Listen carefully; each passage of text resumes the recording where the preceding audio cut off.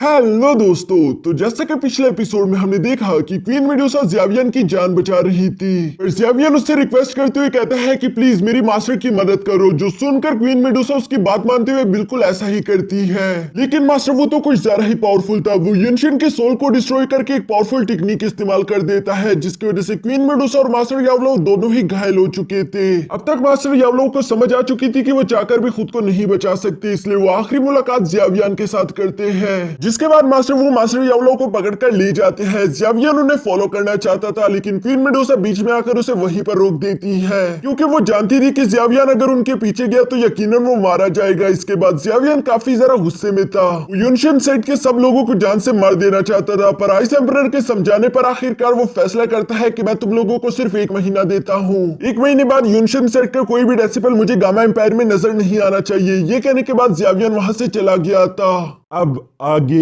तो next episode के शुरू में हम देखते हैं जहां ज़्यावियन अपनी ज़्याओ फैमिली के हॉल में बैठकर अभी भी वही सब सोच रहा था। उसे हॉल ऑफ सोल पर काफी ज्यादा गुस्सा आ रहा था। वो अपने मन में कहता है कि तुम लोगों ने मेरी फैमिली और मेरे मास्टर के साथ अच्छा नहीं किया, मैं इस सब का बदला जरूर लूंगा। ज़्यावियन अभी यहाँ पर यह सब सोच ही रहा था, तभी अचानक उसकी एक सर्वेंट आकर उसे बताती है कि ज़्यावली और ज़्यावडिंग यहीं पर आ रहे हैं। जो कहने के बाद हम देखते हैं कि ज़्यावियन के दोनों भाई सच में यहाँ पर आ चुके थे, जहाँ ज़्यावियन का बड़ा भाई ज़्यावियन से सवाल करते हुए पूछता है कि तुम्हारे जख्म कैसे है, जिस पर ज़्यावियन जवाब देता है कि मेरे इस बार के जख्म मेरे सारे जख्मों से ज्यादा गहरे हैं, इसलिए मुझे रिकवर होने में जरा टाइम लगेगा। लेकिन दूसरी तरफ ज़्यावडिंग उसकी ये बात सुनकर कहता है कि जब तक तुम्हारे ये जख्म तुम पर हावी नहीं होते, मुझे पूरा यकीन है कि सब कुछ ठीक रहेगा। तुम हमारी फैमिली के काफी ज्यादा इंपॉर्टेंट इंसान हो, तुम खुद को कुछ भी होने नहीं दे सकते। ज़्यावियन यहाँ अपने भाई का मतलब समझ चुका था। इसके बाद वो अपने भाइयों से सवाल करते हुए पूछता है कि युनशिन सेट को खाली करवाने का काम कैसा चल रहा है, जिस पर ज़्यावली बताता है कि हम लोगों ने अपना काम शुरू कर दिया। बहुत सारे लोग तो ऑलरेडी गामा एम्पायर को छोड़कर चले गए, लेकिन अभी भी बहुत सारे लोग रहते हैं। मुझे लगता है कि युनशिन सेट को पूरी तरीके से डिसबैंड करने के लिए हमें आधा महीना और लग जाएगा। साथ ही साथ ज़्यावली को यहाँ पर थोड़ा सा गुस्सा भी आ रहा था, क्योंकि उन लोगों की वजह से ज़्यावियन को काफी चोट पहुंची, इसलिए वो युनशिन सेट के साथ अच्छा रवैया नहीं रखना चाहता था। लेकिन ज़्यावडिंग उससे कहता है कि तुम इस तरह की बातें ना करो। हमारी ज़्याओ फैमिली अगर उन लोगों को जान से भी मार दे तब भी इससे हमारी ही रेपुटेशन खराब होगी। वैसे भी हम लोगों का बदला पूरा हो चुका है, क्योंकि हमने उन लोगों के मेन लीडर को जान से मार दिया। साथ ही ज़्यावडिंग यहाँ पर ज़्यावियन की तरफ देखकर कहता है कि मैं जानता हूँ तुम दोनों को ऐसा लगता है कि तुम दोनों ने जो भी फैसला किया वो गलत था, लेकिन मैं यकीन दिला देना चाहता हूँ कि तुम लोगों ने सही फैसला किया। तुम्हारी इन्हीं फैसलों की वजह से ज़्याओ फैमिली एक बार फिर से अपने पैरों पर खड़ी हो पाएगी। ज़्यावियन अपने भाई की ये बातें सुनकर कहता है कि ठीक है भाई, मैं समझ गया। तभी अचानक ज़्यावडिंग कहता है कि वैसे मैं जानता हूँ कि यूनियन के लिए तुम अपनी दिल में कुछ फीलिंग्स रखते हो, तो अगर तुम चाहो तो तुम यूनियन को यहाँ पर ला सकते हो। मुझे और ज़्यावली को इस बात से कोई भी तकलीफ नहीं होगी, क्योंकि यूनियन ने युनशिन का साथ नहीं दिया, उसने हमारी ज़्याओ फैमिली को जरा सा भी नुकसान नहीं पहुंचाया। ज़्यावियन यहाँ पर अपने भाई की ये बात सुनकर कहता है कि हम दोनों के बीच अब कुछ नहीं, हम लोग प्रैक्टिस साथ करते थे, लेकिन अब वो सब खत्म हो गया। ज़्यावियन यहाँ पर ये सब कह रहा था, जबकि साथ ही साथ वो अपने मन में कहता है कि मुझे ज़्यावली की भी फिक्र करनी चाहिए, क्योंकि उसने भी खुद को स्ट्रॉन्ग करने के लिए लाइफ स्टीलिंग पिल खा ली थी, जिसके वजह से उसके पास ज्यादा वक्त नहीं। मुझे जल्द से जल्द उसके लिए एंटीडोट बनाना ही होगा। ज़्यावियन अब यहाँ पर ये सब सोच ही रहा था, तभी अचानक आइस एम्परर यहाँ पर आ जाते हैं, जो कि ज़्यावियन को बोलता हुआ देखकर कहते हैं कि वाह, तुम्हारी बॉडी तो काफी ज्यादा स्ट्रॉन्ग है। मुझे लगा था कि तुम अगले 1-1.5 महीने तक अपने पैरों पर भी नहीं खड़े हो पाओगे, लेकिन तुम तो यहाँ पर खड़े होकर अपनी बातें कर रहे हो। साथ ही आइस एम्परर ने यहाँ पर ज़्यावियन का ऑरा महसूस कर लिया था, जो कि पहले से थोड़ा सा अलग लग रहा है। ज़्यावियन उनकी ये बात सुनकर उन्हें बताता है कि हाँ, आपने बिल्कुल सही कहा। जब मैं आराम कर रहा था तभी मैंने महसूस किया कि मेरी कल्टीवेशन के बीच एक रुकावट है, जिससे मैंने ठीक कर लिया, और अब मुझे उम्मीद है कि आने वाले वक्त में मैं जल्द ही अपना लेवल भी ब्रेक थ्रू कर लूंगा। आइस एम्परर भी ज़्यावियन की इस बात से काफी ज्यादा खुश लग रहे थे। इसके बाद वो ज़्यावियन से कहते हैं कि वैसे तुमने यहाँ पर मुझे क्यों बुलवाया, जिस पर ज़्यावियन उनसे सवाल करते हुए पूछता है कि मैं बस आपसे हॉल ऑफ सोल के बारे में थोड़ी बहुत इंफॉर्मेशन लेना चाहता हूँ, आप उनके बारे में क्या जानते हो। जिस पर आइस एम्परर कहता है कि यकीनन तुम ये उसी मास्टर वू की वजह से पूछ रहे हो, जो कि हॉल ऑफ सोल का बंदा था। मैंने ऑलरेडी याफी को इसकी और ज्यादा इन्वेस्टिगेशन करने का कह दिया है। मैं ज्यादा तो सोल हॉल के बारे में कुछ नहीं जानता, सिवाय इसके कि वो एक बहुत ही ज्यादा मिस्टीरियस ऑर्गेनाइजेशन है, जो कि भटकी हुई सोल्स को पकड़कर उनकी एनर्जी एब्सॉर्ब करने की कोशिश करते हैं। ज़्यावियन यहाँ पर उनकी ये बातें सुनकर कहता है कि आपने सब कुछ सही कहा। हॉल ऑफ सोल ने मुझसे बहुत कुछ छीन लिया, वो मेरे फादर और इवन मेरे टीचर को कैद करके ले गए,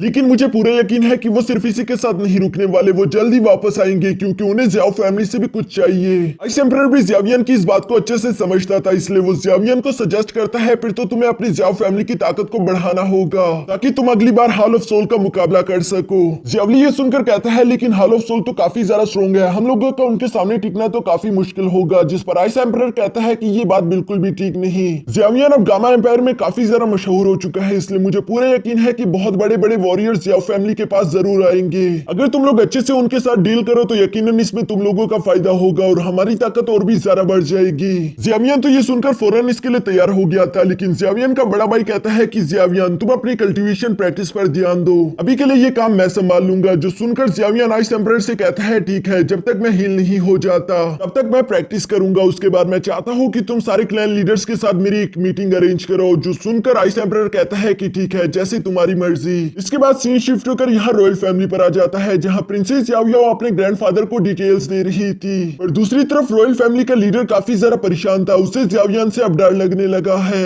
वो यही कह रहा था कि हमने बड़ी मुश्किल से युनशन को हटाया और अब तो उससे भी ज्यादा खतरनाक इंसान ताकत लेने लगा है। पता नहीं क्यों ज़ियावियन लगातार अपनी आर्मी को बढ़ाने की कोशिश कर रहा है, जिससे वो बहुत ज्यादा ताकतवर हो जाएगा। जो सुनकर प्रिंसेस याओ याओ अपने ग्रैंडफादर को कहती है कि वैसे भी हमें युनशन से तो फाइट करनी ही थी, क्योंकि आज नहीं तो कल वो हमारे रॉयल क्लैन पर हमला करने ही वाला था। दूसरी तरफ ज़ियावियन की इंटेंशंस मुझे इवल तो नहीं लगते। बेशक ज़ियावियन ऑलरेडी काफी ज्यादा स्ट्रॉन्ग है, वो अकेले ही एक डोजोंग लेवल के वॉरियर से फाइट करने की ताकत रखता है और अब तो उसके साथ क्वीन मेडुसा भी है, इसलिए ज़ियावियन के दुश्मन उससे काफी ज्यादा डरते हैं। हम लोगों को ज़ियावियन के साथ दुश्मनी नहीं लेनी चाहिए। जिस पर उसका ग्रैंडफादर जवाब देते हुए कहता है कि हम लोग युनशन के इरादों को तो जानते थे कि वो क्या सोच रहा है, और दूसरी तरफ ज़ियावियन के इरादों के बारे में हम कुछ नहीं जानते कि कब वो हमसे गुस्सा होकर हमें डिस्ट्रॉय कर दे। ये सुनकर प्रिंसेस याओ याओ यहाँ पर आगे आकर अपने ग्रैंडफादर से कहती है फिर तो हम लोगों को एक स्मूथ प्लान बनाना होगा, एक ऐसा प्लान जिसमें हम लोग खुद को प्रोटेक्ट कर सके, साथ ही साथ हम लोगों को फायदा भी हो।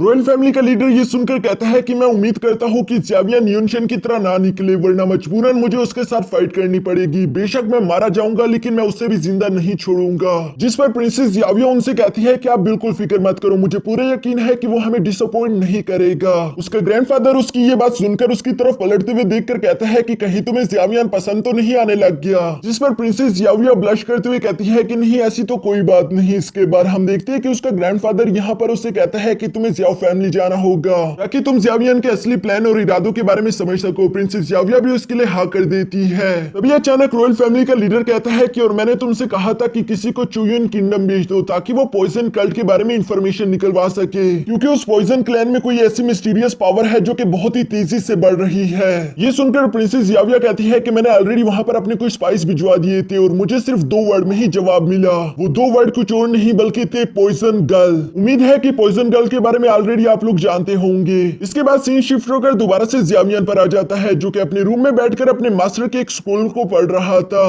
ताकि वो अपने भाई ज़ियाओली के लिए एंटीडोट बना सके। लेकिन इसी स्क्रोल में मास्टर ने खुद लिखा था कि ये लाइफ स्टीलिंग पिल काफी ज्यादा डोमिनेंट है, यानी कि मुझे इसे तोड़ने के लिए कोई भी एंटीडोट नहीं मिल रहा। पर तुम्हें निराश होने की कोई जरूरत नहीं, क्योंकि मेरे पास एक सोल्यूशन है। अगर हम लोग ज़ियाओली को किसी तरह से कल्टीवेट करके ब्रेक थ्रू करवा दे तो इस लाइफ स्टीलिंग पिल का असर कम हो जाएगा। जिसके लिए मास्टर ने ज़ियावियन के लिए इस स्क्रोल में कुछ लेवल 6 की पिल का फार्मूला लिखा हुआ था, जिसका इस्तेमाल करके ज़ियाओली खुद का लेवल ब्रेक थ्रू कर सकता है। ये सब पढ़ने के बाद ज़ियावियन खुश होते हुए कहता है कि अगर मैंने ये पिल बना ली तो इसकी वजह से मेरी भाई की जिंदगी ऑलमोस्ट 10 साल बढ़ जाएगी, जो कि मेरे भाई को बचाने के लिए एक सही सोल्यूशन हो सकता है। यहाँ ये सोचने के बाद ज़ियावियन एक बार बोन चिलिंग फिल्म को निकालकर देखते हुए कहता है कि थैंक गॉड मास्टर अभी भी जिंदा है। मेरे पास ज्यादा वक्त नहीं है, मुझे जल्द से जल्द अपने मास्टर और अपने फादर को बचाने के लिए खुद को तैयार करना होगा। ये सब कहने के बाद ज़ियावियन फौरन अपनी जगह पर खड़ा हो गया था। साथ ही वो कहता है लेकिन इससे पहले मुझे अपने भाई के लिए लाइफ पिल बनानी होगी। तभी अचानक यहाँ पर ज़ियावियन की एक सर्वेंट आ जाती है, जो कि ज़ियावियन से कहती है कि मास्टर आपसे मिलने के लिए प्रिंसेस याओ याओ आई है। जो सुनकर ज़ियावियन हैरान होते हुए कहता है कि आखिर ये यहाँ क्यों आई। साथ ही वो कहते हैं कि ठीक है मैं आ रहा हूँ। इसके बाद नेक्स्ट सीन में हम देखते हैं जहाँ पर प्रिंसेस याओ याओ पहले ही ज़ियाओ फैमिली के हॉल में बैठी हुई थी, जो कि ज़ियावियन को अपनी तरफ आता हुआ देखकर काफी ज्यादा खुश होते हुए कहती है कि ज़ियावियन तुमसे मिलने के लिए मैंने काफी कोशिश की और आखिरकार हम दोनों की मुलाकात हो ही गई। जिस पर ज़ियावियन भी हैरानगी के साथ उससे सवाल करते हुए पूछता है कि वैसे प्रिंसेस याओ याओ तुम्हारा यहाँ पर आना कैसे हुआ। जो सुनकर प्रिंसेस याओ याओ कहती है कि तुमने हमारी रॉयल फैमिली की मदद की युनशन जैसे खतरे से निपटने के लिए, तो क्या ये इस बात के लिए काफी नहीं कि मैं यहाँ पर तुमसे मिलने के लिए आ जाऊँ। जो सुनकर ज़ियावियन उन्हें बैठने के लिए कह चुका था। इसके बाद थोड़ी देर के लिए चारों तरफ खामोशी छा गई थी। तभी अचानक ज़ियावियन एक बार फिर से प्रिंसेस याओ याओ की तरफ देखकर कहता है कि मुझे पूरा यकीन है कि तुम यहाँ पर यूं ही विजिट करने तो नहीं आई। जिस पर प्रिंसेस भी आखिरकार अपना मुंह खोलते हुए कहती है कि वैसे हम लोगों ने सुना है कि ज़ियावियन अपनी एक आर्मी बनाने की सोच रहा है। जो सुनकर ज़ियावियन जवाब देते हुए कहता है कि हाँ तुमने बिल्कुल सही सुना। वैसे भी हमारी जियाओ फैमिली के काफी ज्यादा खतरनाक दुश्मन है जिनसे अपनी फैमिली को बचाने के लिए मुझे ऐसा करना पड़ा। ये सुनकर प्रिंसेस जियाओ याओ कहती है कि तुमने वैसे सही फैसला किया, क्योंकि वैसे भी गामा एम्पायर को रिप्रेजेंट करने के लिए कोई तो इस एम्पायर में सबसे ज्यादा स्ट्रॉन्ग होना चाहिए।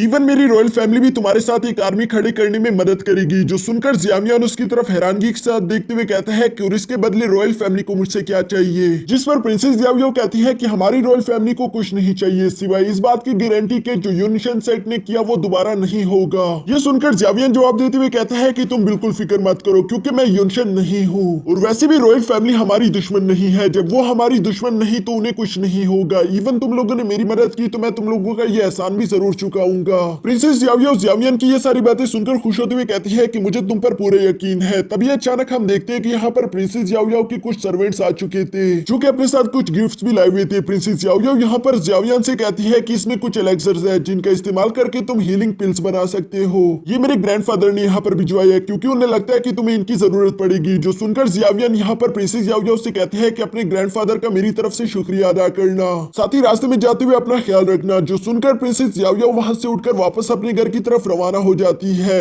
उसके जाने के बाद जियावली उन एलेक्सर्स को देखते हुए कहता है कि ये तो काफी कीमती लग रहे हैं, ये लोग तो कुछ ज्यादा ही अमीर है, और अब तो मुझे लगता है कि शायद इन लोगों को कोई प्रॉब्लम नहीं कि हम लोग अपनी आर्मी क्रिएट कर रहे हैं। जिस पर इन लोगों का सबसे बड़ा भाई कहता है कि मुझे तो ऐसा नहीं लगता, मुझे लगता है कि वो लोग जियावियन से डर रहे हैं। रॉयल फैमिली नहीं चाहती कि यहाँ पर दोबारा से कोई भी पावर हाउस क्रिएट हो क्योंकि ऑलरेडी उन लोगों ने यूनिशन की वजह से काफी कुछ सफर कर लिया। वो जियावियन की मदद तो कर रहे हैं लेकिन अभी भी उन्हें काफी ज्यादा डर लग रहा है। दूसरी तरफ जियावियन कहता है कि वैसे ये हमारे लिए फायदेनाक होगा क्योंकि रॉयल फैमिली और बाकी के क्लैंस की मदद से हम लोग खुद को जल्द से जल्द स्ट्रॉन्ग बना पाएंगे। यहाँ पर ये तीनों भाई बैठकर इसी तरह की बातें कर रहे थे कि हम अपनी आर्मी को बनाने की शुरुआत कहाँ से करेंगे, उन्हें ट्रेनिंग कौन देगा और उनके कॉम्बैट स्किल की जिम्मेदारी कौन लेगा। यहाँ पर ये सारी डिस्कशन तो चल ही रही थी। तभी अचानक जियावली बीच में कहता है कि जियावियन एक बार तुम खुद को रिकवर कर लो, फिर मुझे वापस अपने ब्लैक होर्न डोमेन जाना होगा क्योंकि वहाँ पर जियाओ सेट को भी तो किसी न किसी को संभालना ही है। यहाँ जियावियन अपने भाई की ये बातें सुन ही रहा था। तभी अचानक वहाँ पर उसकी सर्वेंट दोबारा से आ जाती है जो कि जियावियन को बताती है कि आपसे मिलने के लिए मिस नलान यहाँ पर आई, क्या मैं उसे अंदर भेज दूं। जो सुनकर जियावियन हैरान होते हुए कहता है कि आखिर वो यहाँ पर क्या कर रही है, लेकिन साथ ही साथ वो कहता है कि हाँ उसे अंदर भेज दो। जियावली तो यहाँ पर मिस नलान के बारे में सुनकर कहता है कि मिस नलान इसे तो मैंने कई वक्त से नहीं देखा, जब से ये हमारी बाबी बनते बनते रह गई। मुझे पूरे यकीन है कि अब तो मिस नलान को काफी ज्यादा पछतावा होता होगा। यहाँ पर जियाउडिंग उसकी ये बातें सुनकर कहता है कि तुम्हें इस तरह की बातें नहीं करनी चाहिए। मिस नलान और हमारे भाई के बीच जो भी प्रॉब्लम चल रही थी वो ऑलरेडी 3 साल पहले सॉल्व हो चुकी है। तभी अचानक हम देखते हैं कि मिस नलान भी यहाँ पर आ चुकी थी जिसे जियावियन बैठने के लिए कह रहा था, पर वो बैठने के बजाय कहती है कि जियावियन हम लोग थोड़ी जल्दी में है, मैं और मेरी मास्टर यूनियन जल्द ही हम लोग गामा एम्पायर को छोड़कर जाने वाले हैं जो कि आखिरी बार तुमसे मुलाकात करना चाहती है, क्या तुम उनसे मिलोगे। जो सुनकर जियावियन थोड़ा सा हैरान तो हो गया था लेकिन वो इसके लिए एग्री भी हो जाता है। इसके बाद हम देखते हैं कि वो मिस नलान के साथ वहां से रवाना होने वाला था, और जाने से पहले जियावियन अपने भाई को एक स्क्रोल पकड़ा देता है। इसके बाद नेक्स्ट सीन में हम देखते हैं जहां मिस नलान जियावियन को यूनियन सेट ले आई थी। यूनियन सेट तो पूरी तरीके से बर्बाद हो चुका है। मिस नलान ये देखकर जियावियन से कहती है कि अब तुम खुश हो। जो सुनकर जियावियन मुंह बनाते हुए कहता है कि जब यूनियन सेट मेरी जियाओ फैमिली को मार रहा था उम्मीद करता हूँ कि तब भी तुम्हारी जुबान ऐसी ही चलती थी। मिस नलान जियावियन की ये बात सुनकर कहती है कि मुझे माफ कर देना, मैं जानती हूँ कि वो सब कुछ अच्छा नहीं हुआ लेकिन दुश्मनी के बीच ये सब चल रहा था। तभी अचानक जियावियन उसे चुप करवाते हुए कहता है कि पुरानी बातें करने का कोई फायदा नहीं क्योंकि जो हो गया हम उसे बदल नहीं सकते। अब तुम बाकी बातें छोड़कर मुझे जल्दी से यूनियन के पास ले जाओ। जो सुनने के बाद हम देखते हैं कि मिस नलान बिल्कुल ऐसा ही करती है। यूनियन एक पहाड़ी की चोटी पर जियावियन का इंतजार कर रही थी जहां पहुंचने के बाद मिस नलान जियावियन को बताती है कि आज से 3 दिन बाद हम लोग गामा एम्पायर को छोड़कर चले जाएंगे। जो सुनकर जियावियन उसे सवाल करते हुए पूछता है कि तुम लोग कहां जाने का प्लान बना रहे हो, लेकिन मिस नलान उसे जवाब देते हुए कहती है कि मैं नहीं जानती, डोकी कॉन्टिनेंट काफी ज्यादा बड़ा है, मिस यूनियन जहां भी जाएगी मैं भी उन्हीं के साथ जाऊंगी। यहाँ ये सब सुनने के बाद जियावियन सीधा मिस यूनियन के पास रवाना हो जाता है जहाँ यूनियन जियावियन को देखकर कहती है कि आखिरकार तुम आ ही गए। जियावियन आते साथ ही सबसे पहली बात यही कहता है कि आखिर तुम गामा एम्पायर को छोड़कर क्यों जा रही हो, तुम अकेली चाहो तो यहाँ पर रुक सकती हो। जिस पर यूनियन कहती है कि यूनियन सेट तबाह हो गया, अब मेरे यहाँ पर रुकने का कोई फायदा नहीं। जियावियन उसकी ये बात सुनकर कहता है कि डोकी कॉन्टिनेंट पर काफी सारा मास्टर है जो कि यकीनन तुम्हें परेशान करेंगे, तुम जैसी एक लड़की अकेले नहीं पीट सकती। बेशक हमारा गामा एम्पायर इतना ज्यादा खूबसूरत नहीं है लेकिन मैं तुम्हें यकीन दिलाता हूँ कि यहाँ पर तुम महफूज रहोगी। जिस पर यूनियन काफी ज्यादा शांति के साथ जवाब देते हुए कहती है कि ये बात तो तुम भी अच्छे से जानते हो कि मैं कोई कमजोर औरत नहीं, मैं खुद की हिफाजत खुद ही कर लूंगी। जियावियन को ये सब सुनकर काफी काफी ज्यादा बुरा लग रहा था। तभी अचानक यूनियन ज़्यावियन की तरफ देखकर कहती है कि फिक्र मत करो, मैं तुमसे नफरत नहीं करती। जिस पर ज़्यावियन उसे देखकर कहता है कि अगर तुम मुझसे नफरत नहीं करती फिर आखिर तुम मुझे छोड़कर क्यों जाना चाहती हो? तुम यहीं पर रुककर मेरी मदद भी तो कर सकती हो। जो सुनकर यूनियन कहती है कि तुम अच्छे से जानते हो कि मेरा बैकग्राउंड क्या है, मैं किस क्लैन से बिलोंग करती थी, मैं चाहकर भी ज़्यावियन तुम्हारी मदद नहीं कर सकती। जो सुनकर ज़्यावियन खामोश हो गया था। तभी यूनियन अपने पास से एक स्टोरेज रिंग निकालकर यहाँ ज़्यावियन को देते हुए कहती है कि मेरे मास्टर ने तुम लोगों के साथ काफी ज्यादा बुरा किया, यह मेरे मास्टर की तरफ से एक छोटा सा कंपनसेशन जिसे ज़्यावियन ने अपने पास रख लिया था। पर ज़्यावियन अब भी यूनियन को जाते हुए नहीं देख सकता, इसलिए वो आखिरी बार यूनियन से कहता है कि क्या तुम सच में जाना चाहती हो, एक बार फिर से सोच लो। यूनियन ज़्यावियन की ये बात सुनकर प्यार भरे लहजे में कहती है कि मैं मॉन्स्टर माउंटेन पर तुमसे मिली, मैं इस बात के लिए अभी भी काफी ज्यादा ग्रेटफुल हूँ। तुम्हारे साथ गुजारा हुआ हर एक लम्हा मेरे लिए खास था। जो सुनकर ज़्यावियन कहता है और इसके बावजूद भी हम लोग एक दूसरे से अलग हो रहे हैं। यहाँ ज़्यावियन के ये कहने के बाद दोनों ही एक दूसरे की आंखों में थोड़ी देर देखते हैं और वो सारे लम्हे याद करते हैं कि कैसे इन दोनों की एक दूसरे से मुलाकात हुई, कैसे इन दोनों का रिलेशन धीरे धीरे करके आगे बढ़ा और आखिरकार वो वक्त आ चुका है जब इन दोनों को एक दूसरे को अलविदा कहना पड़ रहा है। यहाँ इसी इमोशनल सीन के साथ हमारा यह एपिसोड यहीं पर खत्म हो जाता है।